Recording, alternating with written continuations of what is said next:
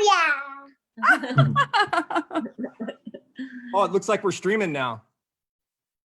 Yeah, I think we're good. Okay. Hey, we're about to rock it. Hey, this is Yuri Housewall with Goo Energy Labs. Welcome to our third edition of Yakkin' with Yuri. I am super excited for this edition. We have two rock star athletes and a third athlete to be in the screen there with Rini. But before we get going for tonight's show, I want to introduce our sports nutritionist and tech rep, Jacob, who's going to field any and all sports nutrition questions. And he will help us take a deeper dive into the various form factors of products that we have at Goo Energy Labs. So I have to say, I'm going to fanboy a little bit here as I introduce these two athletes because not only do I have the privilege as Goo's lead athlete manager to work with them, I get to call both of them friends. We've known each other for a long time. I've actually babysat kind of for one of them in Kona. I train and ride and race with another. And before I do their introductions though, somebody needs to say hello to Izzy. Who is it? Who is that? Do you remember? A Yeti. It's a Yeti. It's Salty the Yeti. Can you say hi, Salty? Hi, Sophie. Say I miss you. I miss you. Oh, there we go. All right, sorry. Little inside joke. Salty the Yeti babysat Izzy last year at Kona. So our two athletes have an amazing list of palmares. So I'm just going to start off with you, Rini. You started doing triathlon at the age of 19 and with no running or swimming or cycling background. You made the 2001 Australian Junior Elite Team. You then earned silver in the ITU in 2002, 2003. Silver at the ITU Long Course World Championships in 2005. A world title in the 70.3 2007 World Championships. And then obviously, I guess what you're most well known for is your 3 Ironman titles, World Championships in 2010, 2013. I was at the finish line for that one, a magical moment. 2014. And obviously your biggest accomplishment, right? Izzy, Yeah. your Izzy. So welcome. Thank you. Thanks, Yuri. And then Allison Tetrick, a dear friend who hails from my hometown of Petaluma, California, to spend countless hours training together and riding gravel. Before you were a gravel racer, you were a professional road racer. You've been to the Pan Am Games, you've been on the national team, you've won multiple stage races. You were part of the 2014 bronze medal team at the World Championships TTT, the 2016 most combative jersey at the Tour of Britain. In 2017, you won the DK. Yeah. Yeah. And she is also a 3-time gravel world champion. So thank you for being here on Yakkin' with Yuri to talk about nutrition. I just want to give folks a little bit of an overview of what we're going to chat about today. So we're going to talk about childhood sports for these two because you might be surprised what they did as kids before they became who they are now as athletes. We're going to talk about nutrition and form factors, nutrition planning, motivation and goal setting, or like resetting goals, right? And against our current backdrop with COVID and the current pandemic that we're dealing with. So I want to start with you, Rini, when it comes to childhood sports, because of your diminutive size, and I mean nothing against that, right? You're 5'3", 5'4". People might be surprised at what sport you play, and maybe you could tell us a little bit about that and then your transition from that sport. Yeah, I'm not super large in stature, 5'3", but yeah, I grew up actually playing basketball. Started when I was about 7, followed my brothers into the sport. Absolutely loved it, but I guess I played at a fairly high level where I'm from in Queensland, but I was overlooked literally a lot because of my size. They don't see past like sort of the 5'5", 5'6", and even those guys are short for basketball. And randomly stumbled across some triathletes. I didn't even know anything about the sport, even though at that time, I was around like 98, 99. In the ITU distance, at least, Australians were dominating worldwide.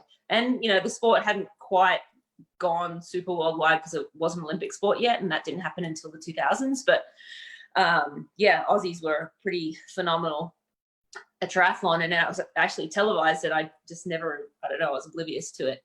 But yeah, I was actually in the gym getting strong so I could deal with the big girls in basketball, and met these triathletes and started just working out with them, doing a little bit of running with them and gym work with them. And I was just intrigued. And then sort of 6 months or 8 months later, their coach asked if I would ever have any desire to give triathlon a go. He sort of said, you have a really nice run form. I think you could be a good triathlete, and that was all I needed. Just a little bit of confidence that maybe I could be okay at that sport. And I basically did my first triathlon in 99. And by 2001, I was in the Australian junior team. So definitely felt like I was on the right path. That's awesome. That's a really cool transition. We'll circle back to a few things. I want to talk to you about the swim and stuff like that at some point. And now, Allie, you're a farm girl. You grew up on a ranch, and people might be surprised at, and you know what else I wanted to mention during your intro, Allie, is that you have like a BS in like molecular biology or something like that too, right? So yeah, I have a BS in biochemistry, emphasis in molecular biology, and then a master's of science in clinical psychology with an emphasis in neuropsychology. Yeah. So, yeah, you're really smart. Or dorky. Yeah, you said you're a science nerd. But Totally. if you could share with folks, like, what was your first sport and the sport you actually played in college?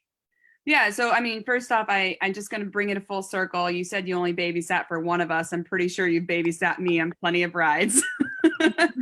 Also, Miranda, I'm super starstruck. I was actually at Ironman World 70.3 in 2007, racing as a 22-year-old. And, I thought I did amazing in my age group and thought I was going to be a pro triathlete, and then found cycling later. But super starstruck by you. And I looked up to you as I was dabbling in triathlon for like 6 months. And then, went on to race it on the road, because it turns out I wasn't good at swimming or running really. Back to answer your question, Yuri, I grew up on a cattle ranch in California, and we lived really far from town. And so organized sports weren't really a thing.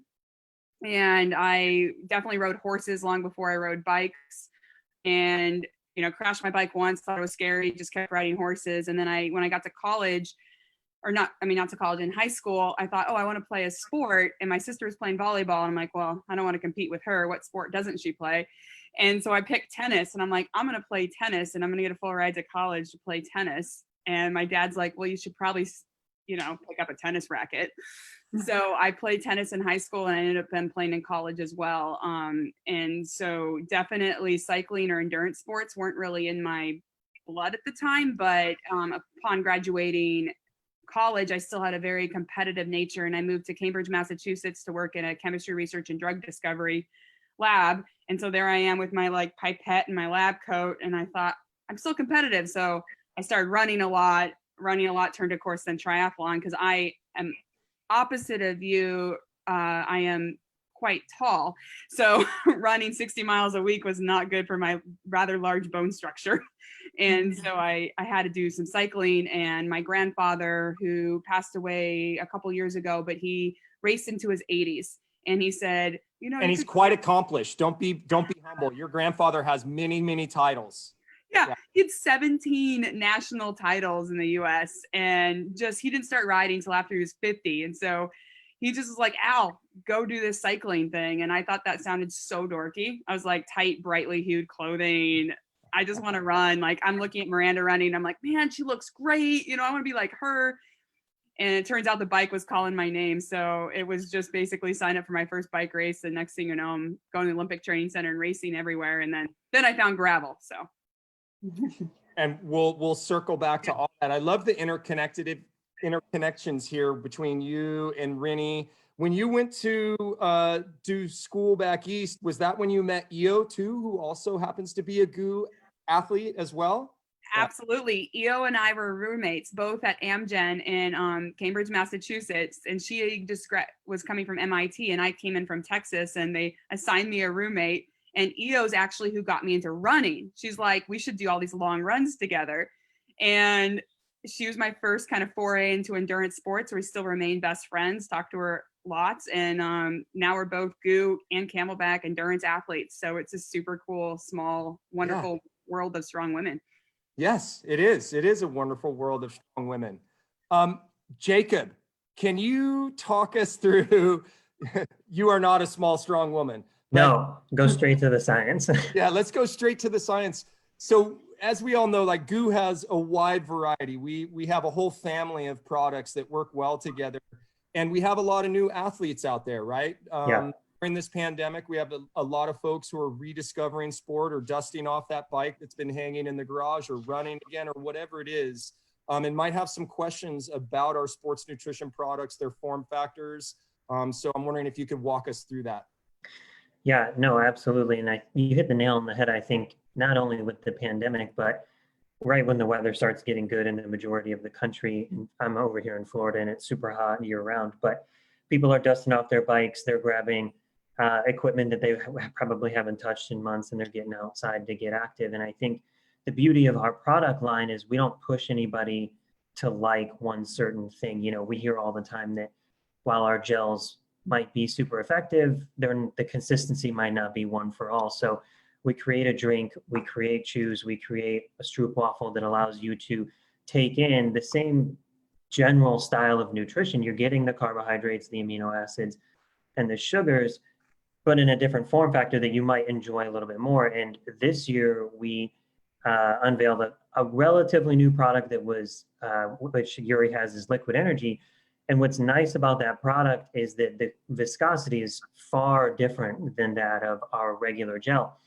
And if you paid enough attention, our regular energy gel is a little less viscous than that of the Roctane energy gel. The Roctane energy gel, a little bit thicker, but then now you have a new form factor, which is a liquid energy gel. And if you've used that, or if you've tried it, it is strictly liquid. It's just like drinking water.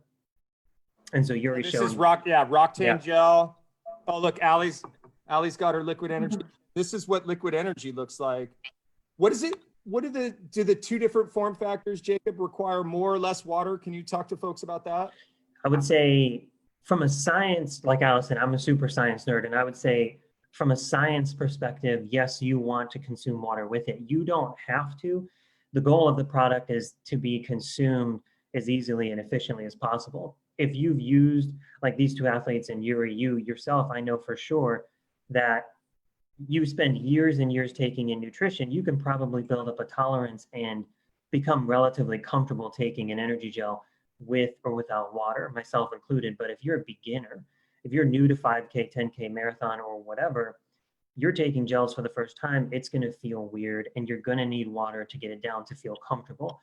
From a science perspective, all of the nutrition products work much better. They're much more functional when you're hydrated, when you're taking water at a regular cadence as you would the energy gel.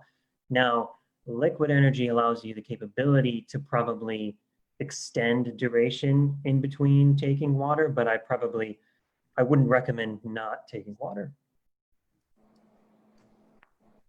So that's sort of a good segue real quickly to bounce over to our two superstars here. My first question was, and it doesn't necessarily have to be GU related, but your earliest memories of sports nutrition.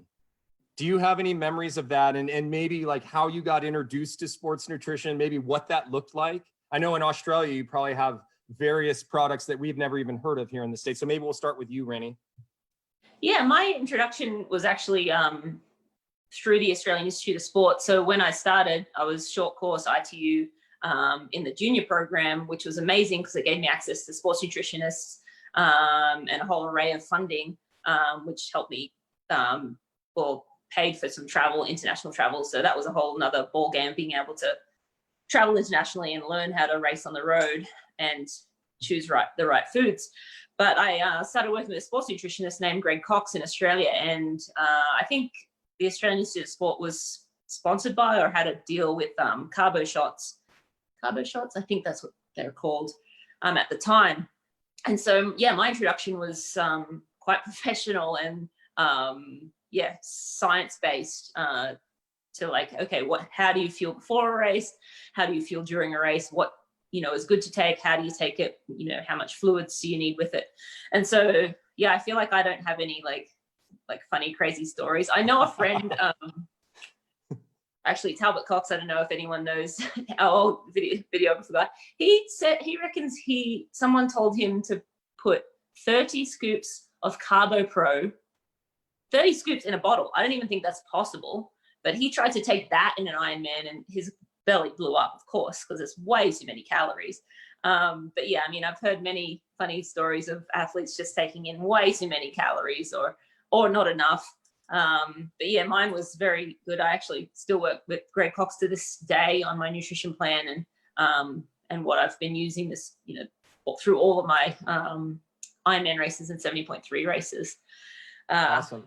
Yeah, that's kind of nothing exciting on my end. I would have Allie, guessed the what about you? opposite. Oh, yeah. Allie, what about you? Sports nutrition. so- How did you get introduced to it? First memory? I'll just like switch up Jacob's my science dork side because playing tennis, I mean it was Nature Valley granola bars and maybe a Gatorade or a big Route 44 soda from Sonic, may or may not be spiked, like college. And it was probably when I got into triathlon and more endurance sports, probably just reading articles on what Rini's doing. And so my first triathlon, I put that power bar like on the top tube of my bike, unwrapped it and like stuck it on there because I thought that's what the pros did. I had my bento box. And now that's so funny is full circle.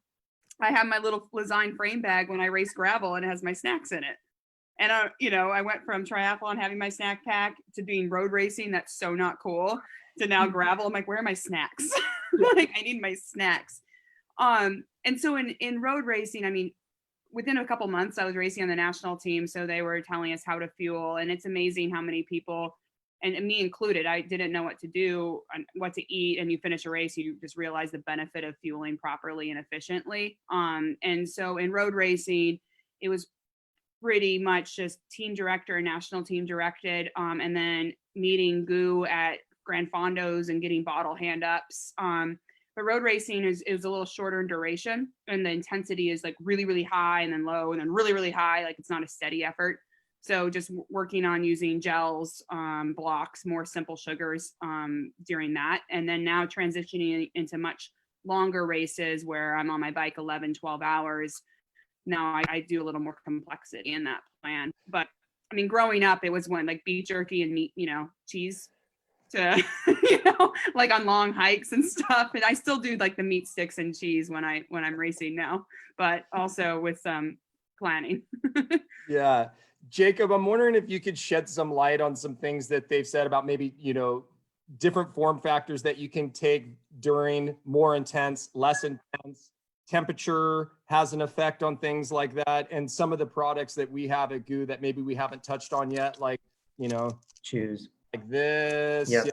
Yeah, go ahead. Yeah, no, that's good. And I was actually hoping for an upset. We have two all-star athletes that came into nutrition rather from an education standpoint. They knew what they were doing from the get-go, which is great. But I know a lot of people like Miranda referenced that have experienced the opposite of the introduction to nutrition. And to piggyback on a lot of the products that we've created situationally, whether it's hot, whether it's cold, we have products that have a little bit more salt, a little bit less salt. We have products fruity, chocolate, savory. And what we've done internally is we've been able to figure out that what you're craving in an event, like I'm a perfect example of, I do love dessert.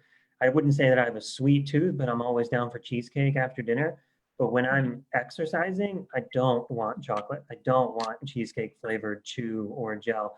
I would much prefer salted watermelon or lemonade's one of my favorite flavors. And some people are the opposite where they have a sweet tooth and they definitely prefer chocolate during races because it triggers this happy memory and this positive thought train of, I know that when I get that chocolate brownie or that chocolate outrage, in our case, gel, it's going to make me feel good. And when you feel good, you perform well. And so I think at Goo, we've been able to capitalize on that from our drink flavors to chew flavors. And then we have the form factors. I mean, it's almost endless where whatever someone could desire during an event or during a workout that would ultimately propel them and make them feel better and perform better, we can offer that to you. Short of giving you gut to stress, you know, we don't want to say like, of course, in the depth of an Ironman or a Dirty Kanza, I would love a cheeseburger.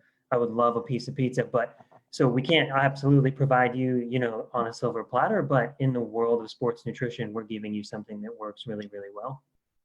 Yeah, I've tried to pitch it to Yuri before. So I mean, maybe now I have a more captive audience, Jacob. But I mean, if you're into the savory, I thought a Wagyu made a lot of sense. Yeah, it's Wagyu been beef. talked about. Yeah, it's been talked about. That was actually talked about as a possible April Fool's flavor, the Wagyu beef with, Yeah. you know, Wagyu. Now we but- know where the idea It's came had a- from. Yeah, Allie, but Yeah, I stole her thunder. Right. So we've had two questions come in, and I know both Allie and Rini, you guys have used our new Liquid Energy, and someone said, do you take Liquid Energy on bike or run? How is it on your stomach? So we'll start with you, Rini. Yeah, I mean, I take it on the bike or the run. I think the positive of the Liquid Energy is that it is so fluid, and therefore during the run, it's easy to take down. When I'm in an Ironman race, typically I use, well, the liquid gel wasn't around the last Ironman I did, Nope. but I would use like 3 gels in a flask and add water to water it down a little bit, because when you're running and you have that dry mouth, especially in a hot race, I mean, I guess in any really race when you're working hard, you have kind of that cotton mouth, and it's hard to get the gel down sometimes without, like, generally I go into an aid station and wash it down with water, but sometimes you know, in between aid stations, you need a little something. So I think that's a really good option for running. In terms of how my stomach, I think because I've just used so many good products over the years, you just become more efficient or better at processing those calories. Obviously, as Jacob mentioned, and Yuri, you know, it's important to be well hydrated. The better hydrated you are, the easier it is for those calories to move across your gut and be absorbed. But also, going back to a couple of things Jacob was saying, I've also found that it's a moving target, nutrition.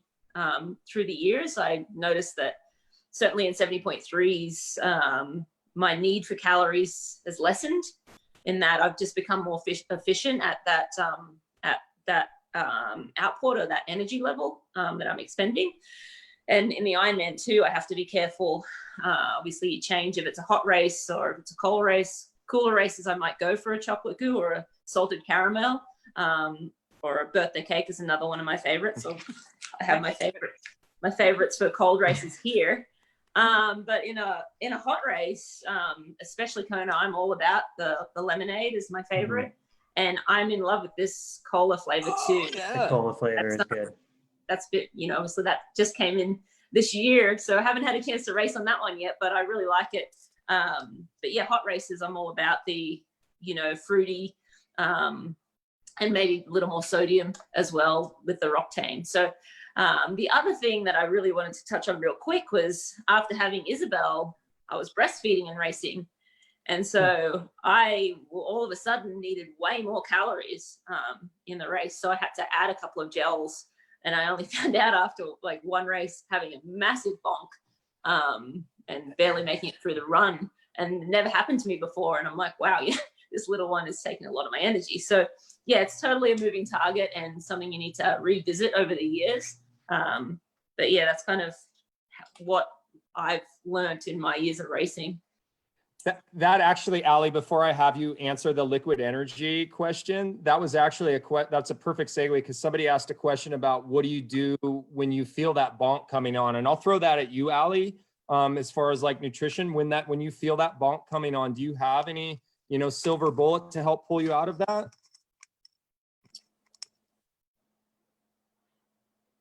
Did we lose Allie? Oh, me? Oh, I thought you were asking. No. Oh, sorry. Faking us out. The bonk. Yeah, sorry. The I bonk. was just like She was waiting. I was bonking right totally then. bonked. That was a bonk. It was a bonk. So Yeah, I'm gonna just agree though too. Your body constantly is transitioning and adapting, whether being more trained or untrained due to your circumstances. And I don't bonk as much as I used to now. I'm just a little wiser and with experience and understanding my body. My I think bonking, my whole approach, and Yuri, you and I have talked about this on the bike and in other ways, but it's just fueling early and often. So I think the biggest thing with the bonk is most people, everyone feels like $1,000,000 at the beginning of the race. But when you feel like $1,000,000, you still have to be fueling. So you want to come to an event, a training session, whatever, a PR, and you want to fuel early and often. So stick with your plan. And, my plan's 200, 250 calories an hour. And I'm doing that in electrolyte mix as well as goo. So usually it's like one bottle, like I'm wearing a Camelback Chase vest here. So when things are stressful, I'm just like sucking it. And this has just full like goo electrolyte in it. And then I'm having a gel. And so if I do that, it's about 200 to 250 calories an hour, even when I'm feeling amazing and it's a little cold out at the start, and you can't, fueling and isn't as exciting. And also you're terrified because maybe you're surrounded by a pack of people. So I think that can be controlled by just a good plan and sticking to it and you're a good training.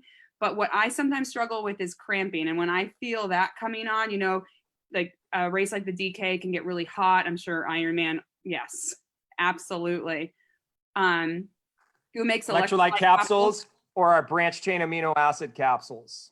Have those in your pocket. And then I do a chug, electrolyte goo, electrolyte quickly, like a whole bottle, take 2 gels if I need to try to stave off the cramps, take some capsules. Maybe it overloads my system, but if I can get out of that kind of chilled section, but I really think the main thing with bonking is making a plan, sticking to it, but also being willing to adapt as conditions change, headspace. It was more humid than you thought. It was a headwind in the section. You thought it'd be a tailwind. There's all sorts of ways that can affect that. So it's about your preparation and also be willing to adapt.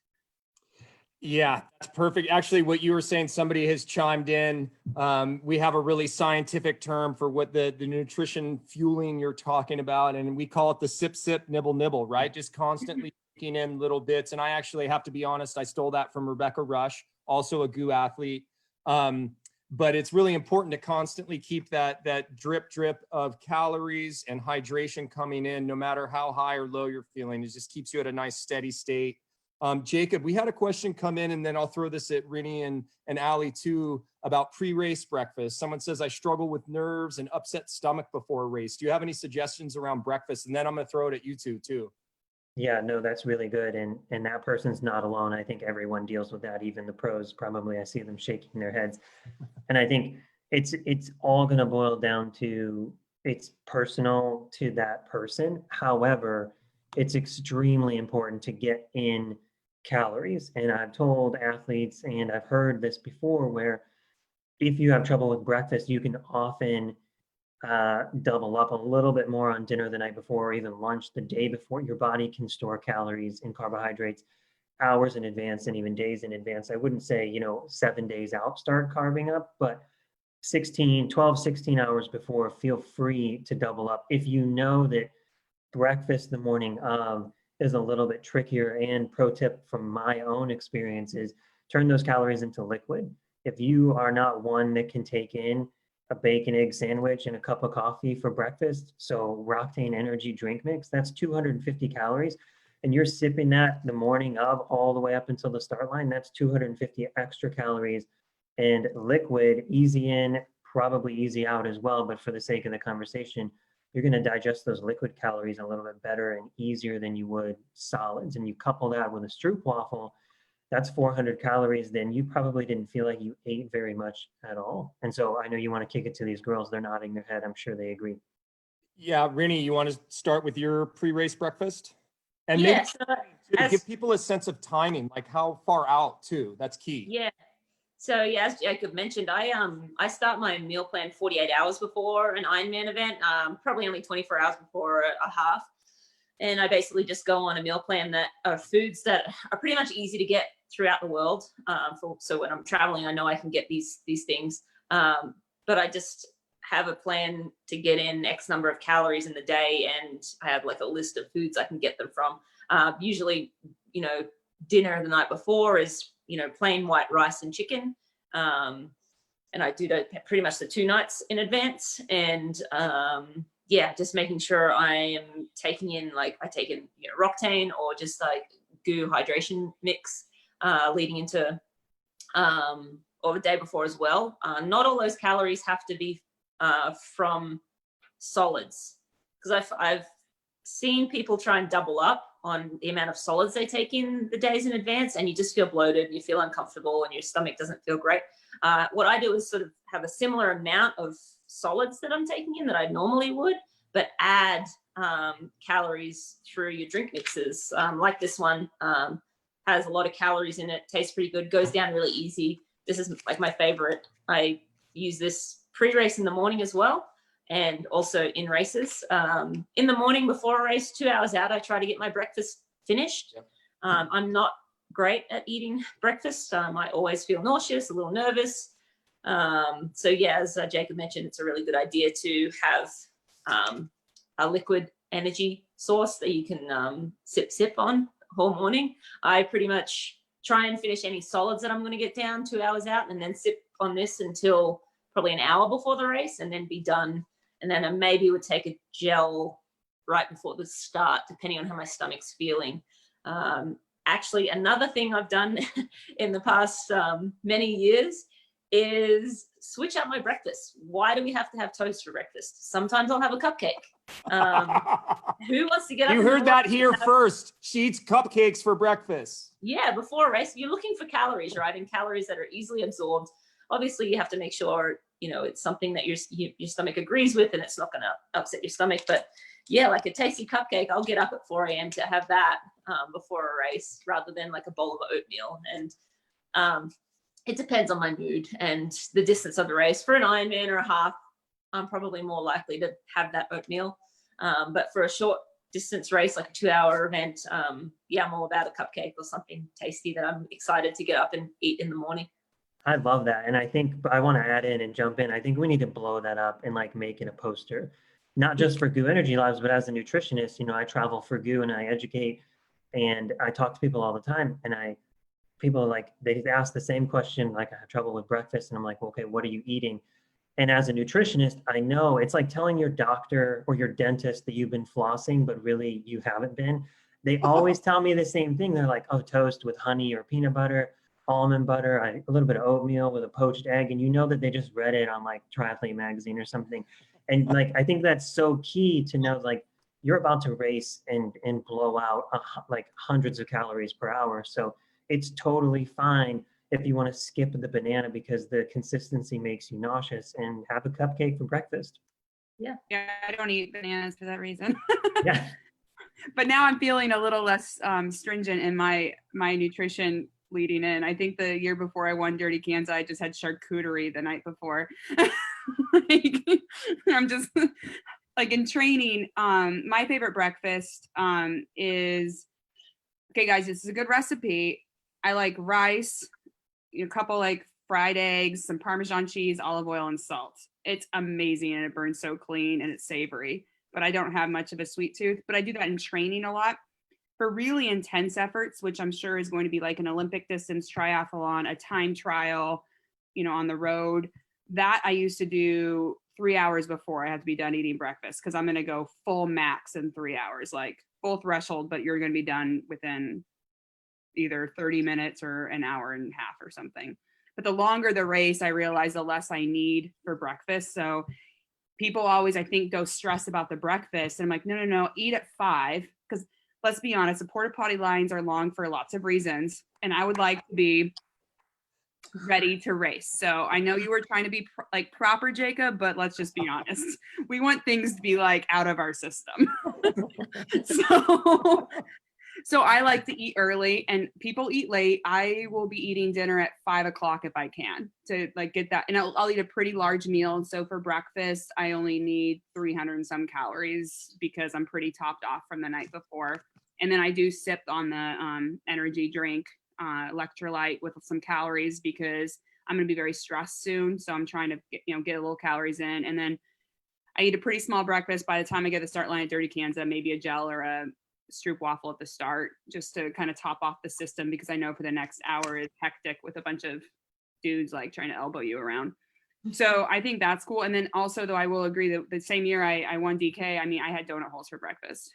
I mean, I had the plan. Like I mean, now I'm going to talk back on what I said. I had the plan. I made the rice. The eggs were ready. And I looked at it and it just didn't look good.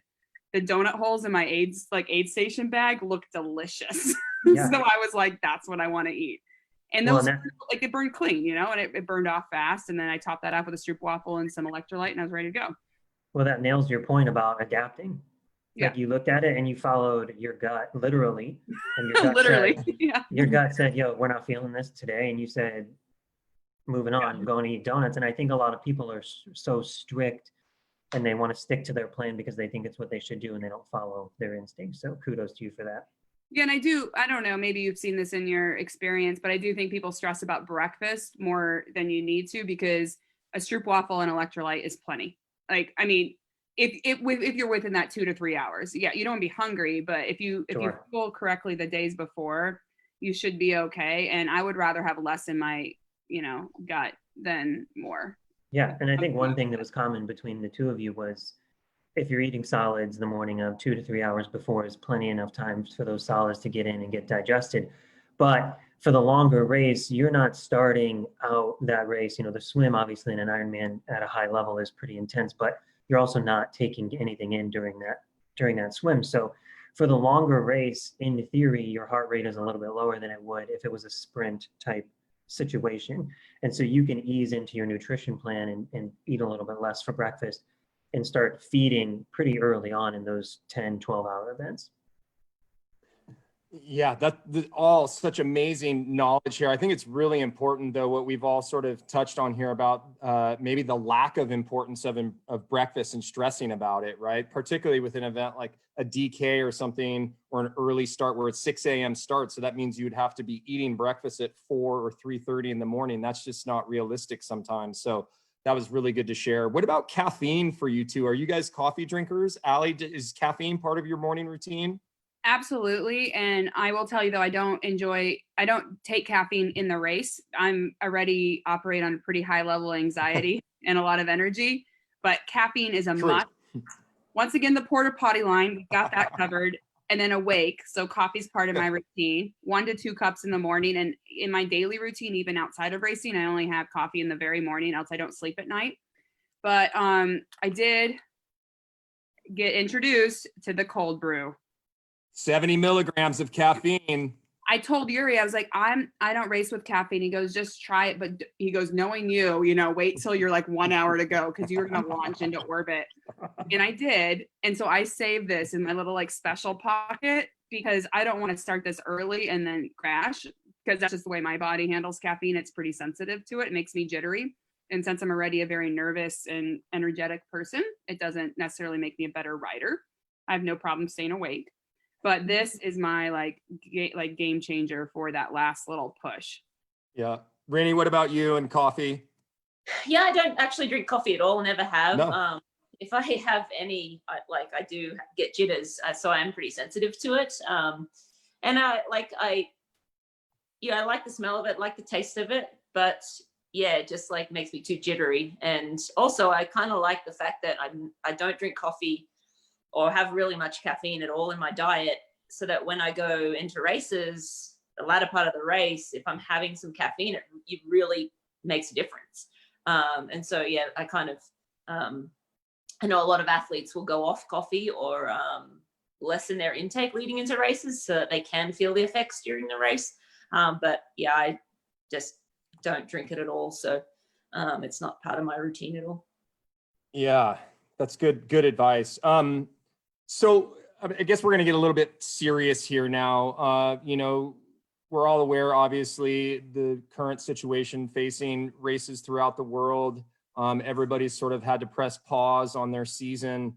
I'm wondering if you guys could share some training, goal setting tips with newer athletes, things that have maybe helped you guys in your career, maybe helping you currently now as you have to sort of reimagine yourselves, set new goals, find new challenges. Because we're all dealing with this situation in very different ways, and but everybody's being challenged for sure. So I'm going to throw that one at you first, Allie.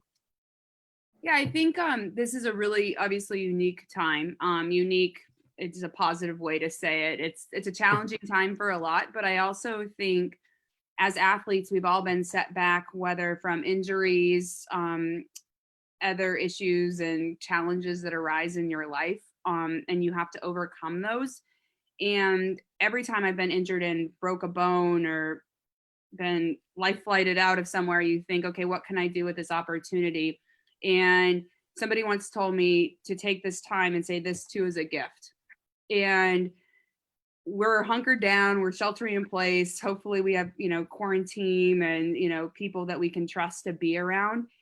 And I feel bad saying it, but I've really enjoyed this time. I miss pushing myself to these limits and these events and races, but also I am training like crazy because I can, and I've never been able to train this long because I've been traveling and racing. You've had multiple peaks. So right now I'm looking at my fitness plan and it's a blank slate and I get to basically paint in what I want to do. So if I want to try to set my all-time highest hour of power, why not go do it? And so it's actually been fun to see how my body adapts. And so I'm super motivated to train just because I've never had to train this long. Like I usually stop training in March because then I'm just racing the rest of the year. So I've never been home in the summer and I realized it's really nice here in the summer. Like it's amazing. Why have I been going to Colorado in the summer, And so I think though my advice is this too's a gift, but I am a pen and paper, like write down lists and I write goals and what do I want to accomplish? Do I want to climb something I've never climbed? Do I want to push my threshold? Or do you not want to stress yourself because you're already stressed with family, health, and wellness? Like maybe that's not the opportunity for you at this moment, but to take it and do things you haven't done before, whether it's writing your journal, pressing your limits out on the bike or run and succeeding that way. And then you can grow from that. So for me, it's been a cool environment. And then also the other two things I've learned is you find out what matters most to you. Like you find out who you love the most, what you miss the most. And then you also have discovered, like, I don't know. I just think that you find out what goals actually inspired you and what goals were just actually like kind of toxic. So I think it's important for you to also understand like what goals actually inspire you and not what you read in a magazine or who you follow on social media and what you actually want to do. So. Oh, those are some amazing silver linings out of this. That's hard to follow, Rennie. What do you got for us? Yeah, seriously. Yeah. I think that it's a difference in like a slightly younger athlete like Allison, probably a lot younger than I am, and myself. I've noticed also with some of the athletes I've trained with, the younger athletes are really pumped to go out and test themselves and train really hard and get new PBs. And I'm kind of just enjoying this time at home. And, as Allison mentioned, it's nice to just be at home and like take a minute. We're on the road, 6 months of the year away from our amazing home here in Boulder, Colorado. And sorry about what I said about Colorado in the summer. No worries. I'm sure where you live is beautiful too. But yeah, I've just enjoyed being here and spending more time with Izzy and taking her on trips up in the mountains. And yes, we're still training and we're still staying fit and but not having to like peak right now and have like big races. And part of me misses that and is excited to go back to that. But while we have the world the way it is right now, I'm just enjoying being in the moment and spending more time with my little one. The other thing, now I've lost my train of thought. The other thing I was going to say was our coach, Julie Dibbins, also put us on like a 3-week on, 1 week not off, 1 week of do whatever you want program. And since, there is no real race in sight, our February World Championships even got cancelled as well. So Kona is in October next year, hopefully. And obviously we hope to be racing before then, but that's sort of now the big goal, which is so far away. And so, yeah, she put us on, like, we're here in Boulder training pretty decently for 3 weeks. And then we take 1 week where, we'll just go explore the mountains, go somewhere we haven't gone, within driving distance, and spend some time exploring a little bit, which we would never do. I mean, these are all things that we were like, oh, we'll do that when we retire. We'll do that when we retire. I'm like, well, actually, this is a really great time to do those things, while staying fit and, being mindful that maybe a race will happen at the end of the year. Maybe there'll be opportunity for some racing, but realizing that every week that passes by, another race gets canceled. So just, I guess, enjoying the downtime. After 20 years in the sport, pretty much, going all summer every year, it's nice to take a breath. Yeah, it's such good bits of wisdom from you two, for sure. So we're having some questions trickle in, and someone just asked highest mileage run month for you, Rennie. Do you know like the most miles you've ever run in a month? Someone's curious. I count in kilometers, but so 100K, it's like 60 miles, right? I probably would say probably 400K weeks back to back. So what's that? 240. So not crazy big, and that would be on the high side for sure. Because 240 miles per week of running. No. For a month. You were asking for a month. Right? Sorry, yeah, month. Sorry, no. I wouldn't run more than 100K in a week, or maybe like slightly over it. 105K would probably be the most I would run in a 1 week period. So yeah, 60 miles. And that's when I'm like in my, biggest training block, July, August leading into Kona. What about you, Ali? Mileage wise, or hours wise, depending on how you, compile your weeks for training? Yeah. For bike, you don't really do miles usually. So I think hours, I think the most I've ever done is like 35 hours. I average about 20 hours a week on the bike. Yeah. I do pretty consistently 20 hours a week. Rest weeks are still 12 to 15. But my biggest are about 30-ish, and those only a couple times a year. Yeah. So we all know, a lot of people are, as we've said, refinding yoga or rediscovering other sports, or there's, doing an Everesting challenge or something like that. Rennie, I'm wondering if you could tell us about your first virtual race experience in case folks don't know. Yeah, my first experience was a bit of an epic fail, thanks to my husband. I did the VR Ironman 1 challenge, which I think it's now up to 17, week 17. So I did the very first one, and it was a 90-kilometer bike on the Boulder course. And I was like 45 or 50 kilometers in, 30 miles in, 30, 40 miles in. And my husband was just being ridiculous, as he sometimes is. And he's coming in, because we're all on, we're live on Facebook, so people could see us riding, and he was kind of coming in and out with posters and so forth. And he came in with 2 of my Ironman world title trophies, and he sort of walked around the back of my bike to sort of cheer me on, but just kind of being silly. And he kicked my cord out, which put me basically out of the race. Like the screen just went to the start line of the race, and me sitting there and basically couldn't get back in the race. So luckily, well, it wasn't really a race, although it was a race. Because in the first VR challenge, they're like, okay, we're just going to pay you all an appearance fee, come and do it and have some fun. So I'm like, but are we racing? Are we not racing? And I know the girls, but I didn't know them well enough to be like, so are we like going or not going? I get on the bike, and it was like 5 watts per kilo off the bat, and I'm like, okay, yeah, we're racing. So immediately, I'm just like hurting. So I was slightly glad that he knocked the cord out, but also a little, felt glad for a few minutes and then mad that I didn't get to finish. But yeah. Ali, have you done any sort of virtual challenge or anything like that yet? I joined our fellow GU athlete Rebecca for her Giddy Up challenge.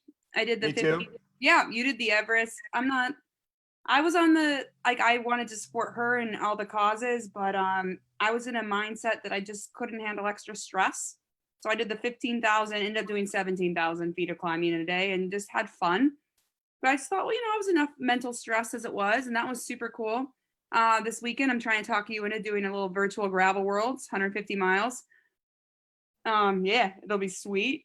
You know, But there's nothing virtual about it. We're gonna do it in person, hopefully. Yeah. yeah, in a safe way. We're gonna just go and crush some rides. I haven't. I've done Zwift a few times, but only on recovery rides, and it's amazing how many people drop me, but they still give me thumbs up, so that makes me happy. Yeah, me too. I get the same. I'm like doing like 1 watt per kilo, like eating burritos on Zwift, and yeah, I use it for my recovery rides because you can multitask, and if you're just gonna go ride an hour, I'm like, oh, this is so much easier. You don't have to put clothes on, really.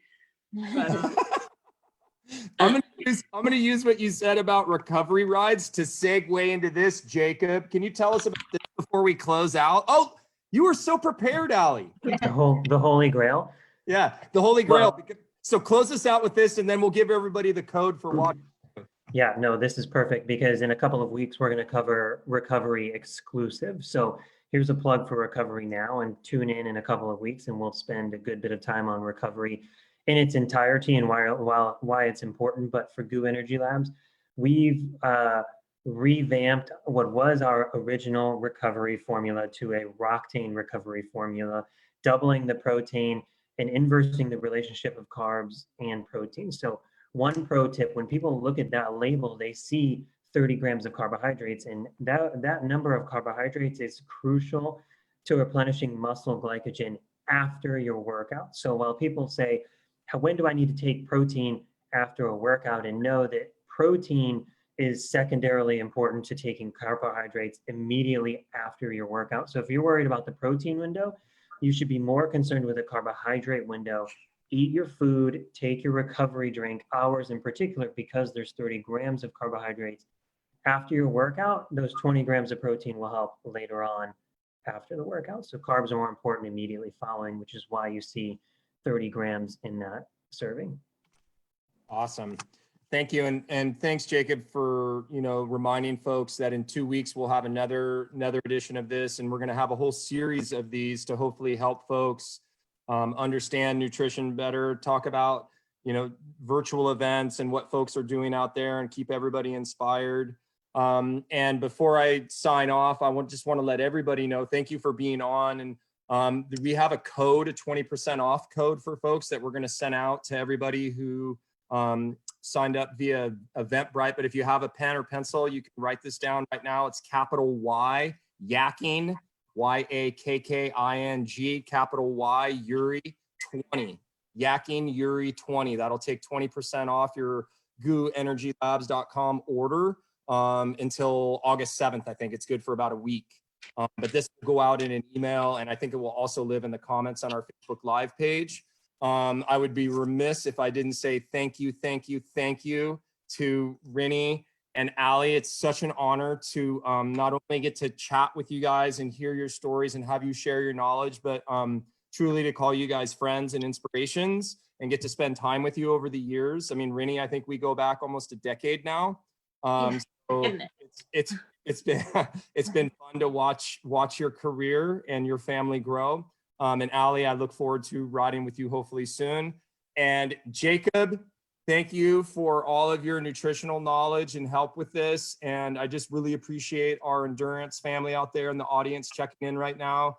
Keep chasing those goals, whatever they are. Keep chasing that horizon. Keep coming up with new adventures that challenge you and motivate you in a safe way. And with that, I'm going to say goodbye and thank you for being here. And we'll see you in the next edition of Yakking with Yuri. All right. Thanks, Allie. Thanks, Rinny. Thanks, Thank Jake. you.